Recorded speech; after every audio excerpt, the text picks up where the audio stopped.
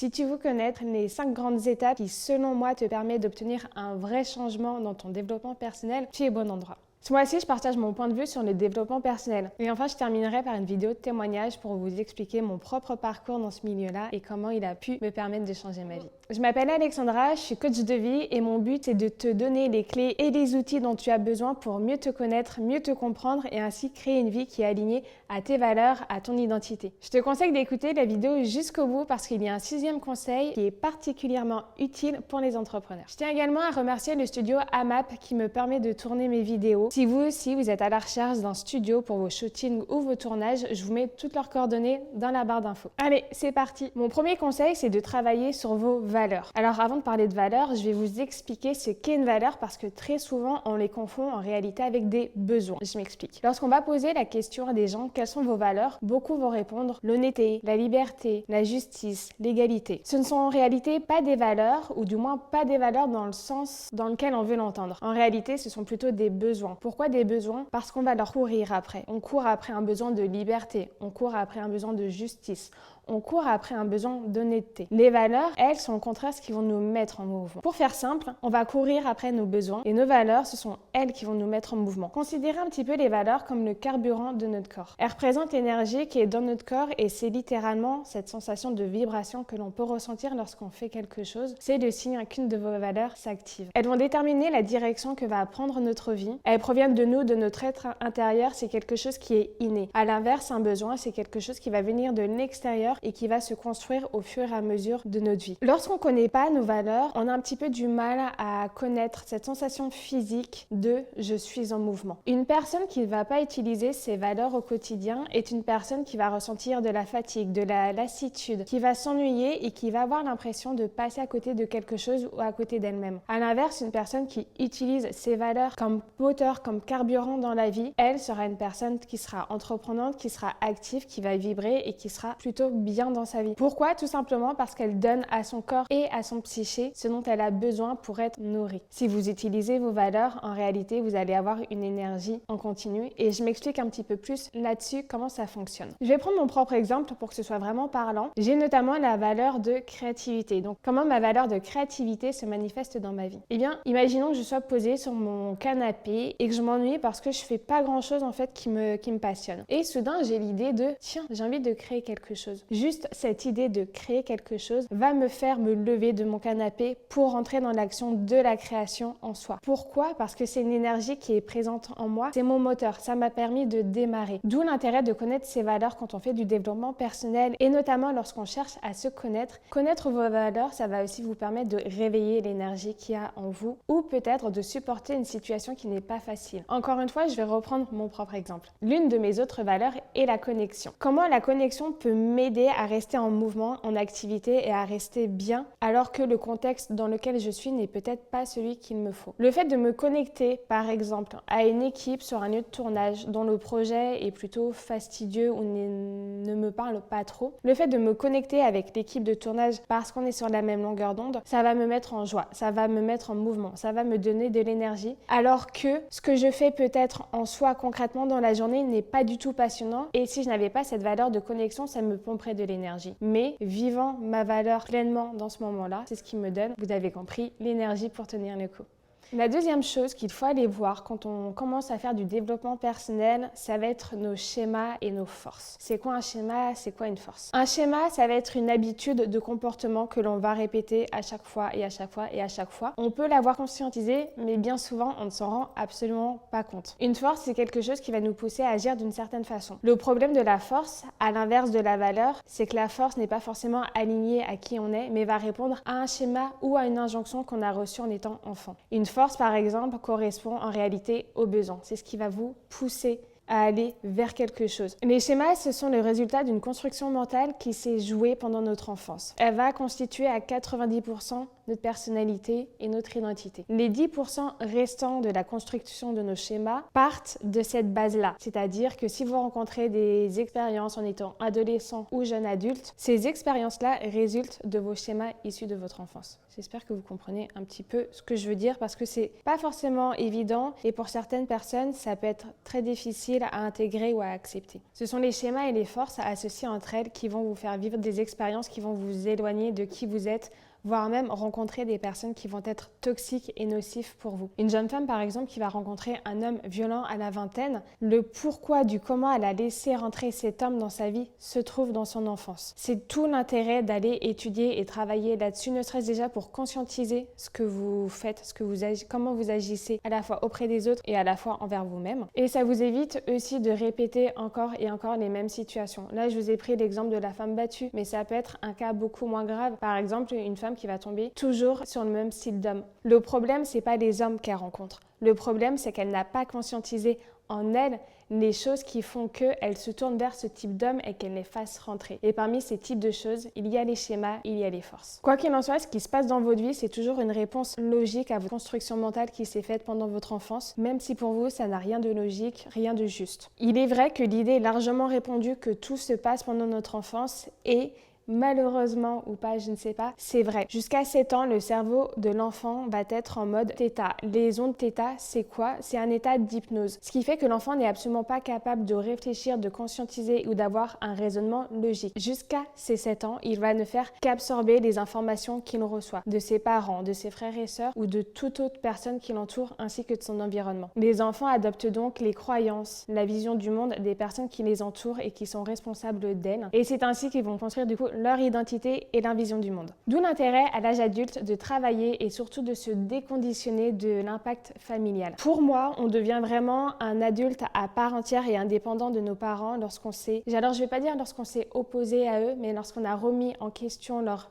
éducation, leurs valeurs, leur vision du monde. Je ne dis pas de rejeter, je dis juste de venir questionner, voir si cela est bon pour nous, si c'est juste, si ça résonne, ou si au contraire ce sont des valeurs ou des façons d'être qui ne fonctionnent pas avec nous. Et le fait de faire ce travail-là, de vous émanciper en fait de vos parents, vous allez pouvoir commencer à toucher un petit peu plus à votre être profond, à qui vous êtes et à ce que vous voulez vous dans la vie. Très souvent, le chemin de vie que l'on choisit va être en réaction par rapport à nos parents. Alors soit on va aller dans leur sens, on va suivre le modèle familial, soit on va aller complètement à l'opposé. Mais dans les deux cas, ce n'est ni bon ni juste forcément pour nous. C'est très très important de trouver vraiment son identité et sa place et qui l'on est au sein de sa famille, même si ça peut déranger. Il y a des personnes à 60 ans, 70 ans qui se comportent encore comme des enfants face à leurs parents. Et ça, si vous êtes adulte, en fait, ça ne peut pas fonctionner pour vous dans le bon sens. Ce qui est juste pour nous quand on était enfant ne l'est forcément plus à l'âge adulte. On a répondu aux attentes de nos parents et on a adopté une certaine façon d'être afin d'être aimé et accepté par la tribu.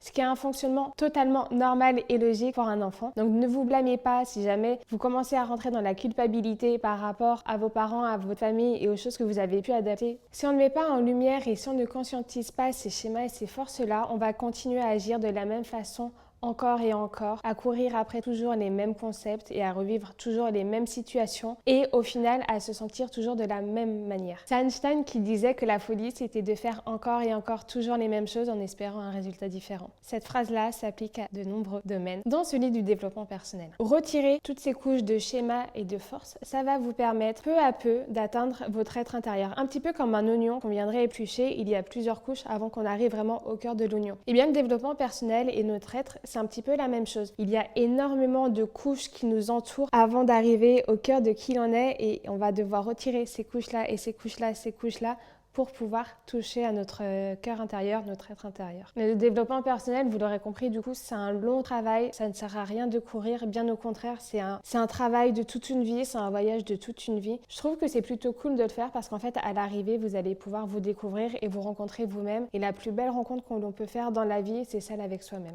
Parce qu'on est beaucoup, mine de rien, à passer à côté de ça. La troisième chose sur laquelle vous devez travailler, ce sont vos croyances limitantes. Les croyances limitantes, c'est tout ce que l'on croit vrai à propos de nous, des autres, de la vie ou du monde en général. On a tendance à croire que notre vérité est celle de tout le monde. C'est pas du tout le cas. Les croyances limitantes, elles ont un impact au quotidien sur nous et notre façon d'agir, et ainsi sur la façon dont on va s'identifier. Ce sont elles qui vont nous driver, nous dicter comment être, comment agir. Et le problème des croyances limitantes, c'est que plus l'on va s'identifier à elles, plus on va y croire et plus notre subconscient va agir de façon à ce que la vie corresponde à nos croyances. Faites donc extrêmement attention à elles. Si vous croyez que vous allez être pauvre toute votre vie, vous le saurez. Pourquoi? Pas parce que vous êtes condamné, malchanceux ou autre. Non, c'est parce que votre subconscient, conditionné au fait que vous êtes pauvre, va agir de façon à ce que vous le soyez toujours. C'est-à-dire que vous n'allez pas bien gérer votre argent, vous n'allez pas vous procurer une éducation financière et des opportunités qui pourront vous ramener de l'argent, vous ne les verrez même pas parce que votre subconscient n'aura pas été éduqué à les voir. D'où l'importance de les mettre en lumière pour comprendre le paradoxe qu'il y a entre nos envies profondes et nos aspirations et nos croyances limitantes. Si l'on veut devenir riche mais que pour vous, vous êtes pauvre, il y a une opposition qui fait que vous ne parviendrez pas au résultat escompté. Je vous prends comme exemple quelques croyances limitantes que j'ai longtemps eues me concernant. J'ai longtemps cru que j'aurais une vie de merde pour la simple et bonne raison que j'ai une enfance difficile. Et en fait, toutes ces croyances-là ont eu comme effet que je me suis énormément identifiée à elles et que pendant très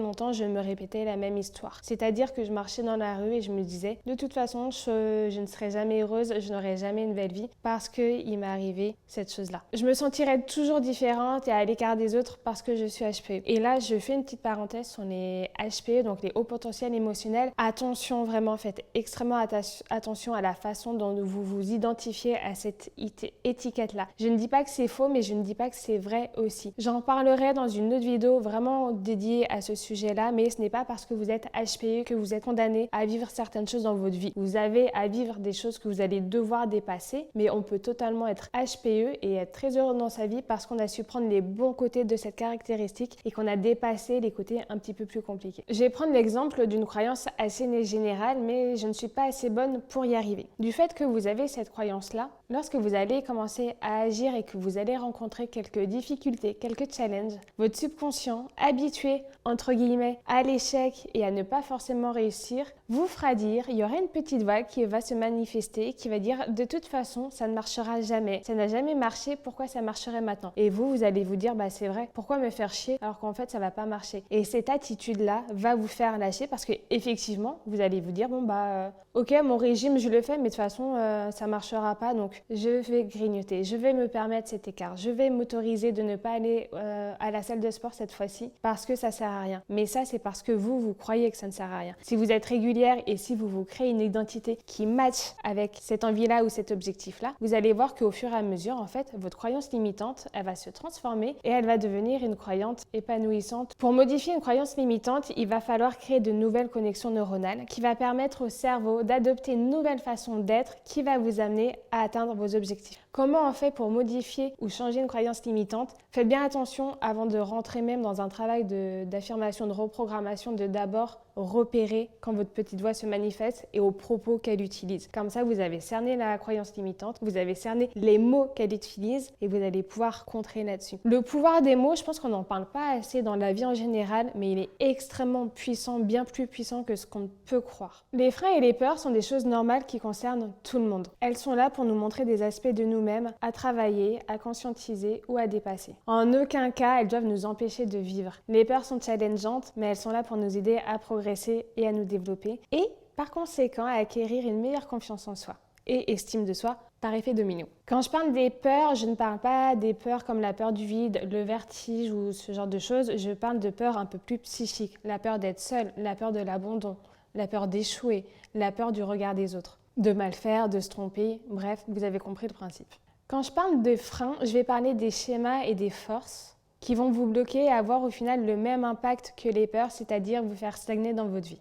Prendre conscience de ces peurs, de ces freins, c'est déjà avoir fait 50% du travail et c'est 50% du problème résolu. Pour les résoudre, il faudra explorer notre enfance et notre adolescence afin de prendre conscience du besoin initial qui n'a pas été nourri. En comprenant ensuite la construction mentale qui s'est construite autour de ce besoin non nourri, vous allez mieux comprendre comment cela impacte votre vie d'adulte actuellement, aujourd'hui, dans votre vie de tous les jours. Une fois ce travail accompli, vos peurs et vos freins vont toujours exister. Ils vont toujours être présents, mais par contre, vous allez passer beaucoup plus facilement au-dessus qu'avant. Le but, c'est pas forcément de s'en débarrasser parce qu'ils sont intéressants. Si une peur se manifeste, si un frein se manifeste, c'est qu'il y a quelque chose à aller explorer. Ça ne veut pas dire qu'on doit s'arrêter. Vous verrez donc que ça n'aura plus d'impact sur vous et que vous pourrez avancer beaucoup plus librement vers une vie qui vous est plus alignée et qui vous ressemble. Une autre bonne raison de faire du développement personnel, c'est pour avoir une meilleure conscience de qui l'on est et de ce qui est bon pour nous et de ce qu'on en a besoin. On comprend pourquoi on agit de telle façon, à quoi on répond, quelles sont nos aspirations et quels sont les facteurs qui vont nous éloigner de celles-ci. En conséquence, ça va nous permettre de nous tourner vers des choses qui sont vraiment faites pour nous et bonnes pour nous. Je me répète pas beaucoup là. Se tourner vers les choses qui nous font du bien, ça va permettre de venir nourrir notre corps, notre âme, nos psychés, de nous faire du bien, de favoriser une meilleure neurochimie du cerveau, ce qui va apporter au final une meilleure sensation de bien-être et de bonheur. Et cette sensation-là de bien-être et de bonheur est ce qui va vous permettre d'être encore plus productif et pertinent dans vos actions au quotidien pour atteindre vos objectifs. La raison pour laquelle les entrepreneurs sont si exigeants avec eux-mêmes et dans leur mode de vie, c'est cette raison-là. Plus on va avoir une meilleure neurochimie au niveau du corps ou du cerveau et plus ça sera facile pour nous, entrepreneurs, d'atteindre nos résultats. Pendant très longtemps, je me suis nourrie de choses qui étaient nocives pour moi, que ce soit les amis, que ce soit l'alimentation, que ce soit les séries ou les téléréalités que je pouvais regarder à la télé. Toutes ces choses-là, elles n'étaient pas alignées avec moi. Maintenant que j'ai travaillé sur moi, que je sais quelles sont les choses qui sont bonnes pour moi et les choses qui ne le sont pas, je me suis éloignée du cercle d'amis que j'avais qui n'était pas bon pour moi. Je me suis éloignée de cette alimentation qui n'était pas faite pour mon corps et je me suis tournée vers une bonne alimentation, des gens qui étaient sur la même longueur d'onde que moi. J'ai arrêté de regarder des bêtises à la télé, notamment les téléréalités, pour me tourner plutôt vers des documentaires, des partages d'expériences ou bien des podcasts sur des sujets qui me passionnent et qui donc me nourrissent. N'ayez pas peur de remettre en question ou de questionner vos habitudes pour être sûr que celles-ci sont bonnes pour vous et ne vous éloignent pas au contraire de vos objectifs ou d'un bien-être. Ça vaut également pour l'activité professionnelle. Et enfin, le dernier point qui vaut énormément pour les entrepreneurs, mais même si vous n'êtes pas entrepreneur, il va être bon pour vous. C'est votre vie ne va se développer qu'à la hauteur à laquelle vous-même vous évoluez ou vous vous développez. Je m'explique. Il y a beaucoup d'entrepreneurs qui voient leur activité professionnelle s'arrêter en général au bout de 5 ans. Si on parle avec ces personnes-là, on va se rendre compte que leur entreprise a dû être fermée à cause de soucis de comptabilité, de management, de cibles, de marketing ou tout autre problème lié au fonctionnement de l'entreprise en elle-même. Sauf que derrière l'entreprise, il y a avant tout une personne. Deux personnes différentes ne vont pas gérer les mêmes problèmes de la même façon. L'une va arriver à les dépasser et l'autre non. Pourquoi ? Parce que l'une d'elles aura eu plus d'ouverture d'esprit, aura eu plus de curiosité, se sera formée, se sera éduquée sur des domaines ou des sujets qu'elle ne connaissait peut-être pas. Elle aura gardé l'esprit ouvert, elle n'aura pas vu les erreurs comme un échec mais comme une leçon d'apprentissage. À l'inverse, une personne qui va rester ferme et qui va s'accrocher à ce qu'elle croit connaître et ce qu'elle croit être juste aura beaucoup plus de chances d'échouer, tout simplement parce qu'elle n'aura pas eu l'intelligence de se dire peut-être que je passe à côté de quelque chose. Je ne dis pas que les personnes qui ont échoué n'ont pas rencontré de vraies difficultés. Je dis juste qu'elles n'avaient pas les armes et les bons outils en elles pour pouvoir les dépasser. Si ces personnes-là avaient travaillé sur elles, si elles avaient conscientisé leurs schémas, leurs forces, leurs croyances limitantes, peut-être qu'elles auraient pu surmonter ces difficultés-là et qu'elles en seraient ressorties grandies. Tout est une question de point de vue, notamment au niveau de l'échec. Et je me rappelle,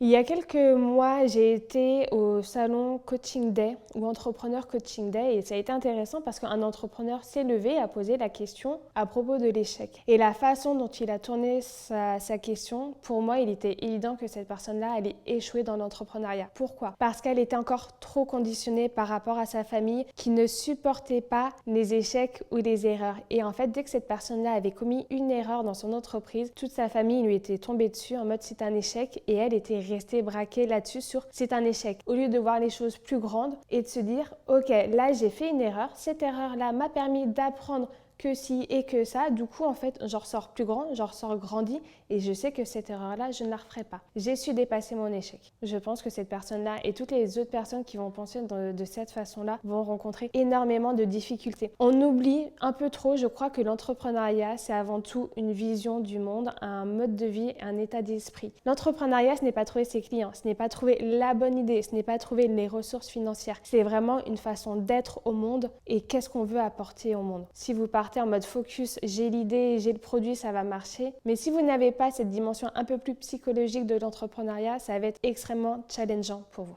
Je pense notamment à une célèbre youtubeuse française qui avait lancé sa marque de maquillage et qui a dû la fermer relativement vite. Pourquoi elle a dû la fermer assez rapidement ? Alors elle va t'expliquer que ça a été compliqué de tout gérer à la fois parce qu'elle était toute seule et qu'elle ne pouvait pas être partout. La vraie raison pour laquelle elle a échoué, c'est parce que cette personne n'a pas su faire confiance aux autres et donc à s'entourer de personnes qui auraient pu l'aider à vraiment développer son entreprise. Elle n'a pas échoué parce qu'il y avait trop de trucs à gérer. Elle n'a pas su apprendre à faire confiance et à bien s'entourer. J'ai fait le tour des 5 grands points à aborder quand on commence à faire du développement personnel. Selon moi, ces 5 points sont capitaux pour pouvoir atteindre une vraie transformation de soi. J'espère que cette vidéo vous a plu. Si c'est le cas, n'hésitez pas à liker ou à commenter les points qui vous ont paru intéressants ou bien qui ont peut-être pu vous déplaire afin qu'on puisse en échanger. Je vous invite également à vous abonner à la chaîne pour pouvoir avoir plus de ce type de contenu. Et si vous souhaitez suivre mon parcours d'entrepreneuse, sachez que je fais tous les mois des vlogs dans lesquels je montre mon parcours et ma vie au quotidien ainsi que les difficultés et les challenges auxquels je fais face. Sur ce, je vous fais de gros bisous et je vous dis à bientôt.